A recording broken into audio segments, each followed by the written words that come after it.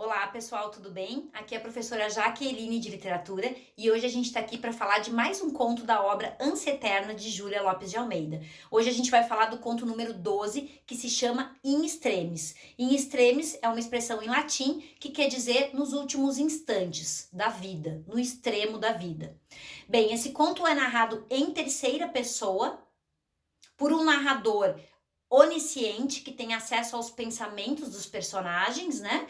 E começa com o diálogo entre os nossos dois personagens, que serão a Laura e o Dr. Seabra, o marido dela. Bem, a Laura está se arrumando porque eles vão a uma corrida, creio que a uma corrida de cavalos. A Laura está se arrumando, está na toalete, está muito bonita, e o Dr. Seabra, seu marido, está sentado atrás dela, observando e encantado com a mulher. A mulher veste um vestido de seda azul, um chapéuzinho de rendas, com a sua cabeleira loira, e realmente ela é muito bela à vista desse marido, né? Bem, lá pelas tantas, ele pergunta para ela se ela vai levar a pequena. E ela diz que não, que deixou com a mãe, com a avó, e aí nós entendemos que eles têm uma criança pequena, que eles têm uma filha, né? E ela fala que está com receio de que seu vestido fique manchado, porque ela está com muito leite. Então ela está amamentando essa criança.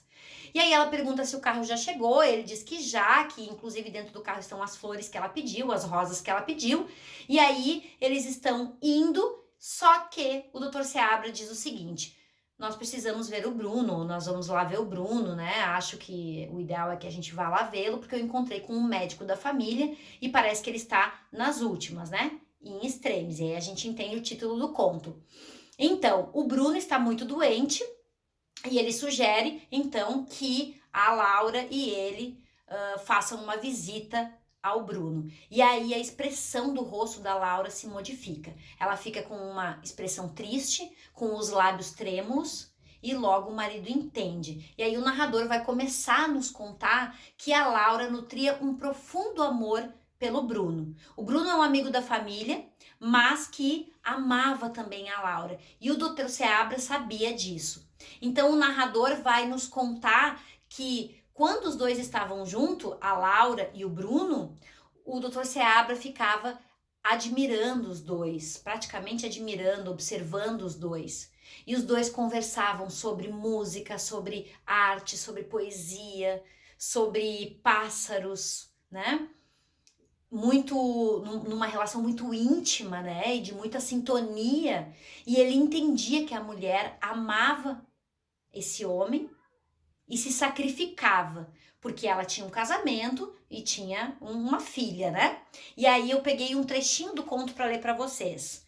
Laura era honesta, dedicada e abafava com ânimo forte seu amor pecaminoso nas dobras de um manto de virtude e de sacrifício. Então nós temos de novo aqui o sacrifício feminino, que já apareceu em outros contos, como o caso de Ruth, como os porcos, né? A Laura se sacrificando, né? Não vivendo esse amor, essa paixão pelo Bruno, né? Para ser uma mulher típica do século XIX, virtuosa, enfim, no seu relacionamento e como mãe ali dentro dessa relação.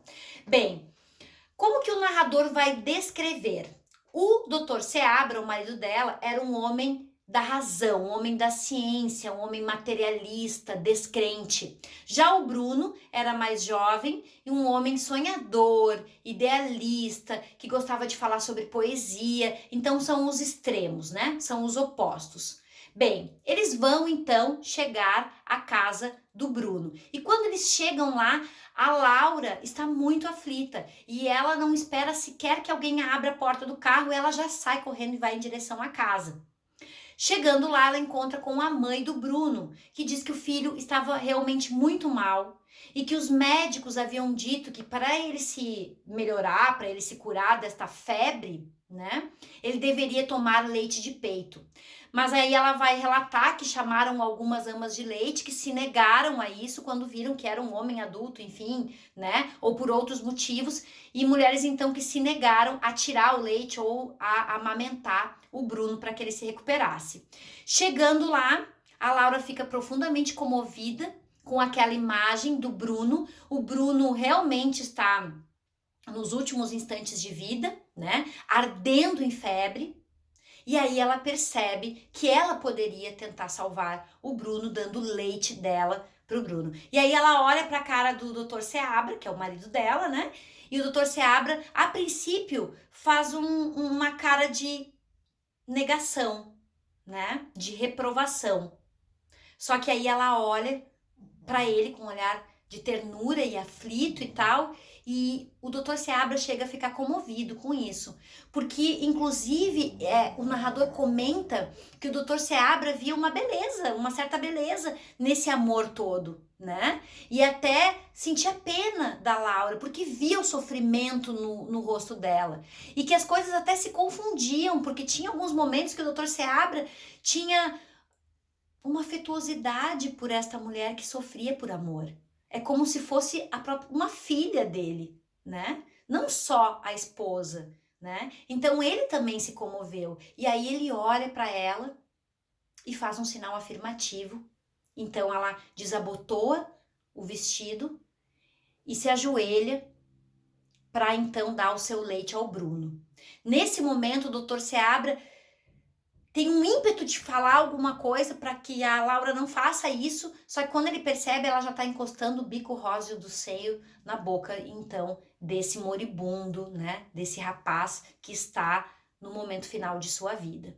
E aí ele começa a tomar o leite da Laura e ele começa a se recuperar, começa a tomar a goles largos até abrir o olho, olhar para a Laura. Os dois, então, se olham profundamente e é como se o Bruno dissesse tudo aquilo que ficou calado durante tanto tempo, que ele amava a Laura.